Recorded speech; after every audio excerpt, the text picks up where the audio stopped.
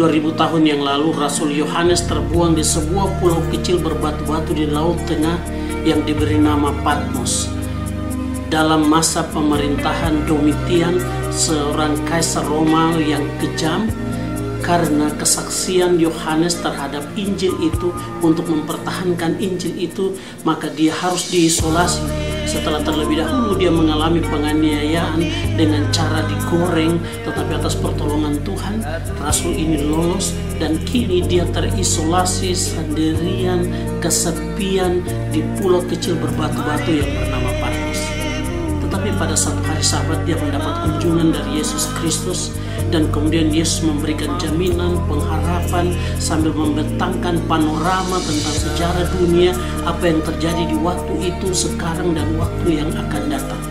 Dan catatan panorama sejarah dunia ini dicatat dengan rapi dalam sebuah surat yang ditujukan kepada jemaat-jemaat di Asia Kecil yang diberi nama Surat Wahyu Yesus Kristus.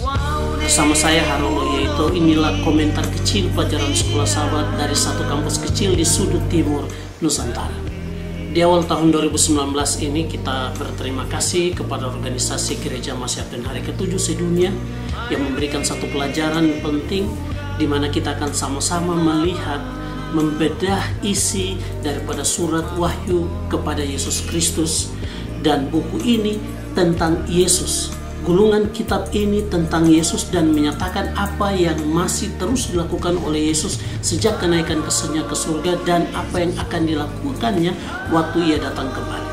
Semua ini ditulis untuk memberikan jaminan yang pasti kepada umat Kristen sepanjang zaman akan kehadiran Kristus yang akan menopang mereka saat mereka mengalami pencobaan dan tantangan di dalam kehidupan sehari-hari. Itulah kenapa buku ini begitu penting bagi saya dan saudara untuk mempersiapkan diri kita untuk masa-masa yang semakin tidak menentu. Sepanjang triwulan ini kita akan berinteraksi dengan kitab ini, dan karena keterbatasan waktu kita tidak akan membahasnya. Penulis mengatakan bahwa kita tidak akan membahasnya dengan detail, melainkan kita hanya mendalami dan melihat tema-tema yang penting di sepanjang kitab ini yang menceritakan tentang Yesus, kehidupannya, kematiannya, dan pelayannya demi saya dan saudara. Saya mengajak saudara untuk berinteraksi dengan teks kitab Wahyu secara pribadi, sehingga dapat menemukan bagi diri Anda hal-hal yang Anda perlu dengar dan Anda perlu gali dan dalami dan perhatikan sementara kita menanti kedatangan Tuhan Yesus yang kedua kali. Karena berbahagialah, ayat dalam Wahyu 1 ayat 3 katakan, berbahagialah ia yang membacakan dan mereka yang mendengar perkataan nubuatan ini dan melakukan apa yang tertulis di dalamnya, sebab waktunya sudah dekat. Ayat ini menjanjikan berkat bagi mereka yang membacakannya dengan nyaring di rumah-rumah ibadah, di kelompok sekolah sahabat, atau di mana saja surat ini dibaca. Dan juga ayat ini menjanjikan berkat bagi mereka yang mendengarkan, namun mereka diberkati bukan karena sekedar membaca dan mendengarkan, tetapi melakukan apa yang tertulis di dalam surat dari Rasul Yohanes ini. Kenapa? Karena surat ini, nubuat-nubuatan di dalam surat ini merupakan ekspresi kepedulian Allah terhadap umatnya. Nubuat ini bagaikan pelita di dalam kegelapan. Ini akan menjadi penuntun masa kini dan harapan untuk masa depan saya dan saudara. Karena kita memerlukan tuntunan nubuatan ini hingga kedatangan Yesus Kristus dan kerajaannya yang kekal. Ingat saudara, buku ini tentang Yesus Kristus, karya dan pertolongannya bagi saya dan saudara. Buku ini bukan tentang antikristus. Buku ini tentang kuasa dan pengorbanannya serta pelayanan Kristus bagi saya dan saudara. Buku ini bukan tentang kuasa binatang dan angka 66 saja saudara. Buku ini tentang kerajaan Allah yang kekal sebagai janji bagi kesetiaan saya dan saudara. Buku ini bukan tentang kerajaan binatang dan tanduk kecil. Buku ini untuk masa depan saya dan saudara. Buku ini bukan membicarakan masa depan para penganiaya. Kenapa? Karena judul kitab ini adalah Wahyu Yesus Kristus, atau dalam bahasa Inggris Revelation of Jesus Christ. Mari kita lihat kata-kata pembuka dari surat ini. Surat ini dibuka dengan pernyataan tegas dalam buku ini dalam ayat 1.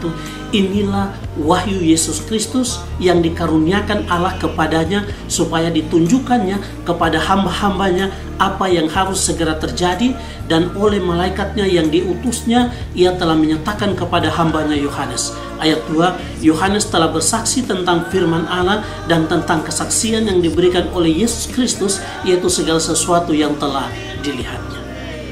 Kata wahyu atau penyataan itu berasal dari kata Yunani apokalipsis yang terdiri dari dua kata, yaitu apo yang artinya away from dan kalupsis yang artinya veiling atau covering. Jadi arti dari apokalipsis adalah unveiling atau uncovering yang artinya menyingkapkan atau membuka selubung sesuatu yang tadinya tertutup. Apokalipsis artinya membuka sesuatu yang tadinya tertutup atau disembunyikan atau menjadi rahasia. Jadi kalau judul kitab ini adalah Apokalipsis of Jesus Christ, artinya ini merujuk pada Yesus yang disingkapkan atau dibukakan dalam surat ini atau dalam buku ini. Atau juga bisa diartikan bahwa Yesus sedang membukakan banyak rahasia tentang perannya, tentang pertolongannya, dan tentang campur tangannya bagi kehidupan umat waktu itu dan bagi saya dan saudara yang hidup di penghujung sejarah dunia ini. Buku ini menempatkan Yesus sebagai fokus dari isinya. Buku ini juga merupakan penyataan diri Yesus kepada umatnya tentang pemeliharannya bagi mereka. Yesus adalah tokoh utama kitab ini. Kitab ini dimulai dengan Yesus dan berakhir juga tentang Yesus. Karena Yesus adalah pusat pengharapan kita yang jelas yang digambarkan dalam kitab Wahyu. Banyak kali kita gagal ketika mengikuti seminar-seminar Wahyu, penjelasan-penjelasan tentang kitab Wahyu. Seringkali kita gagal untuk menemukan Yesus di sana. Ketika selesai mempelajari kitab Wahyu, banyak kali orang menjadi ketakutan kuasa tanduk kecil dan lain sebagainya. Untuk mempelajari surat Wahyu ini kita membutuhkan perasaan. Kita membutuhkan perasaan untuk masuk pada situasi yang terjadi waktu itu sehingga kita akan dengan mudah menikmati surat ini. The book of Revelation was originally a letter. Untuk memahami tujuan ini kita harus tahu surat ini ditulis oleh siapa, ditujukan kepada siapa, karena ini surat. Kepada siapa dan untuk alasan apa surat ini ditulis dan dikirimkan. Douglas Ezell dalam bukunya Revelation on Revelation menuliskan bahwa semakin banyak yang boleh kita gali tentang pembaca pertama surat itu, yaitu kepada siapa sesungguhnya surat itu ditulis dan dialamatkan, maka kita akan mengerti alasan dan tujuan surat itu ditulis dan dikirimkan. Surat itu tentunya ditulis untuk ketujuh jemaat atau komunitas orang Kristen pengikut Yesus yang ada di Asia Kecil yang sedang mengalami external problem dan internal problem.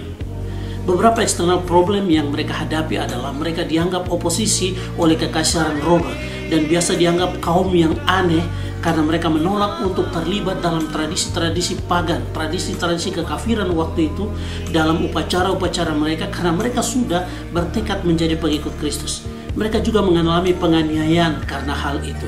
Dan sebagai orang Yahudi yang masuk menjadi Kristen, mereka benar-benar menderita karena perbedaan konflik ini. Tapi dalam sisi internal problem, mereka juga mengalami tantangan perpecahan. Saat majority memilih untuk mengikuti ajaran Yesus Kristus, masih ada segelintir orang termasuk para pemimpin yang coba untuk mencari titik aman dan coba untuk tidak setia dan kemudian berbalik menentang Rasul karena tekanan yang kuat dari kekaisaran Roma pada waktu itu. Nah, dari latar belakang kondisi inilah wahyu Yesus Kristus itu ditulis oleh seorang yang teraniaya, seorang yang telah diasingkan ke sebuah pulau kecil berbatu-batu, yaitu Pulau Patmos. Masih di Wahyu 1 ayat 1, ayat ini memberitahukan bahwa tujuan kitab ini adalah untuk menunjukkan peristiwa masa depan yang berawal sejak buku itu ditulis waktu itu di Pulau Patmos atau Pulau Karang itu. Buku ini dibukakan kepada rasul yang ditawan itu untuk memastikan agar kita yang hidup di 2019 ini punya harapan. Walaupun dunia atau walaupun banyak peristiwa besar akan terjadi yang akan menggetarkan dunia ini, tetapi kita punya keyakinan bahwa apapun yang akan terjadi di masa depan nanti, Allah tetap mempedulikan kehidupan saya dan saudara. Memang Ulangan 29 ayat 29 bilang bahwa hal-hal yang tersembunyi ialah bagi Tuhan Allah kita, tetapi hal-hal yang dinyatakan ialah bagi kita dan bagi anak-anak kita sampai selama-lamanya, supaya kita melakukan segala perkataan hukum Taurat ini. Tetapi hal-hal yang kini hal-hal itu telah disingkapkan kepada kita lewat hambanya. Tadinya umat Tuhan itu kocar-kacir, mengalami kebingungan karena tekanan.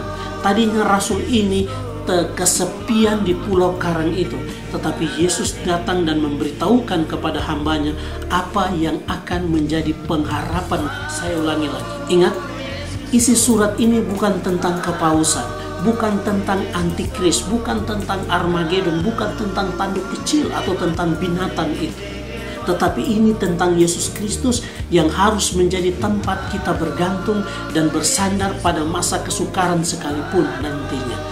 Dan untuk menerangkan bahwa apapun yang terjadi besok, apapun yang terjadi di masa depan, saya dan saudara tidak perlu khawatir, karena kita harus percaya kepada Tuhan, karena ada Tuhan di hari ini, ada Tuhan di masa yang lalu, dan masih ada Tuhan di masa depan yang akan mengendalikan segala sesuatu dan menolong akan umatnya. Yohanes yang sama pernah menuliskan dalam Yohanes 14 ayat 29, dan sekarang juga aku mengatakan kepadamu sebelum hal itu terjadi, supaya kamu percaya apabila hal itu terjadi. Yesus sudah datang dan memberitahu. Yesus mau katakan secara pribadi dengan penuh cinta bahwa pada zaman ini akan terjadi begini, pada masa ini akan terjadi begini dan begini, tetapi aku ada di sana untuk mendampingi kalian dan tidak usah takut. Bagian lainnya yang perlu kita perhatikan juga adalah bagaimana cara gaya penulisan dari surat ini. Sejak kecil kalau kita belajar kitab ini, saya ulang, bahwa kita seringkali fokus pada simbol-simbol yang selalu muncul dalam kitab ini, yang sering ketika ini gagal diterangkan dengan baik, maka surat ini menjadi sebuah pelajaran yang membosankan bagi saya dan saudara. Ingat ini. Rasul yang hebat ini adalah termasuk pemimpin gereja, dan dia kini di penjara. Ketika pemimpin komunitas ini terpenjara, maka tentunya umatnya kocar-kacir. Dan dari dalam penjara di Pulau Karang itu, Rasul mulai menulis surat untuk menguatkan janji pengharapan bagi para pengikutnya. Ingat bahwa Rasul ini di penjara, dan ketika di penjara otomatis semua komunikasi biasanya dibatasi atau disortir.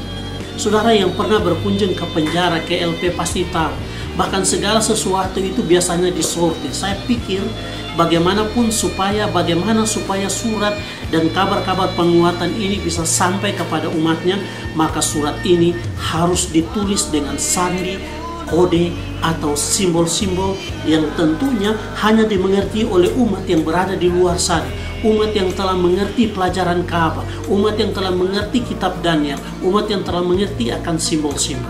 Sehingga Tuhan yang menurunkan surat ini juga memberitahukan kepada Yohanes, lalu Rasul ini kemudian menuliskan dengan simbol-simbol ini kepada umat yang paham akan simbol-simbol itu.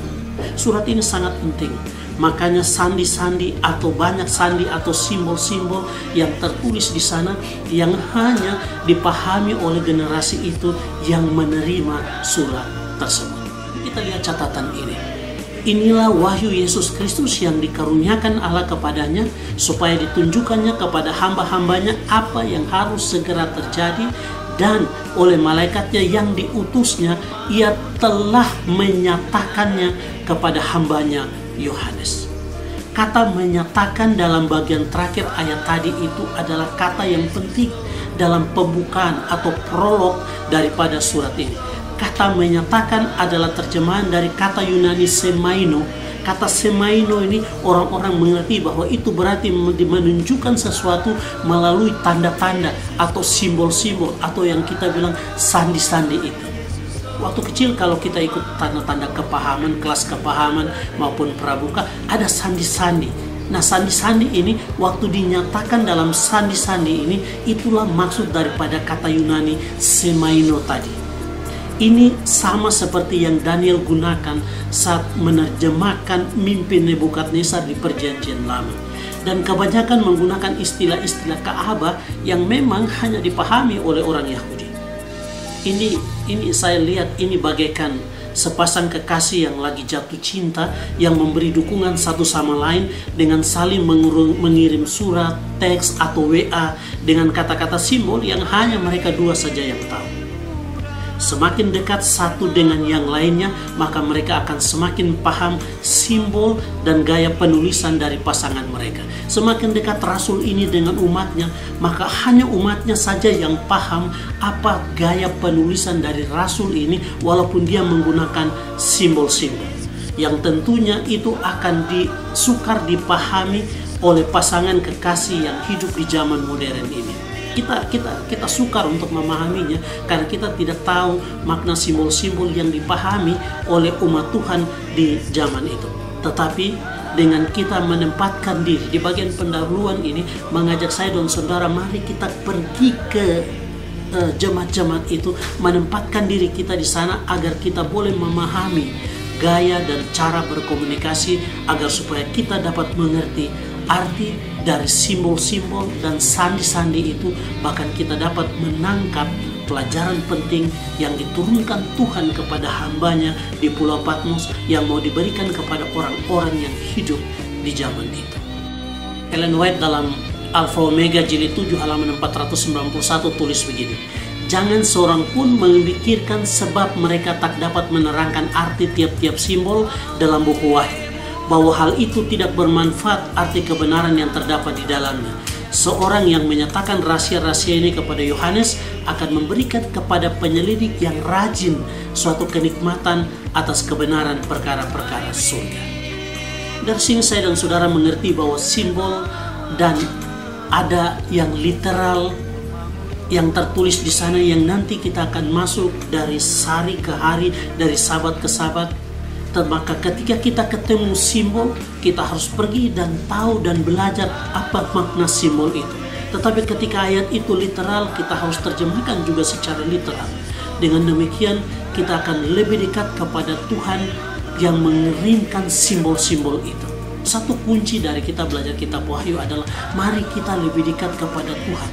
Mari dekatkan diri dengan firman-Nya. Saat saudara belajar tentang kitab ini, ada yang saudara tidak mengerti, datang dekat kepada Tuhan dan berdoa. Tanyakan Tuhan, minta Tuhan tolong beritahu apa makna daripada simbol ini yang akan kita temukan juga di sepanjang triwulan ini.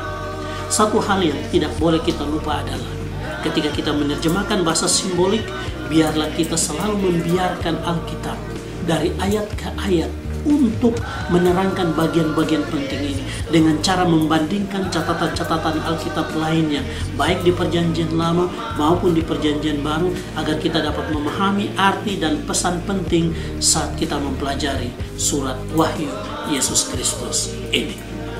Hal berikut yang menjadi catatan penting bagi kita juga saat kita belajar kitab Wahyu ini adalah bahwa kita akan selalu bertemu dengan janji rahmat dan damai sejahtera yang diberikan oleh Allah Bapa, Anak, dan Roh Kudus. Dengan berbagai gelar dan gambaran yang menarik dalam setiap catatan-catatan ayat Alkitab yang muncul, catatan-catatan kitab suci yang muncul di dalam surat ini. Dan sepanjang kitab ini kita akan melihat bagaimana peran kealahan itu untuk menolong dan menyelamatkan kita walaupun dalam situasi krisis dan berat sekalipun dalam perjalanan iman ini.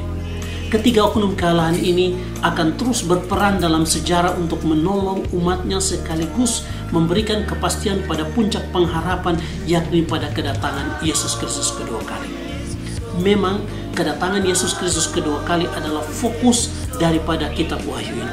Kedatangan Yesus kedua kali menjadi fokus di pendahuluan dan juga menjadi fokus di penutup dan mewarnai sepanjang catatan pada kitab ini.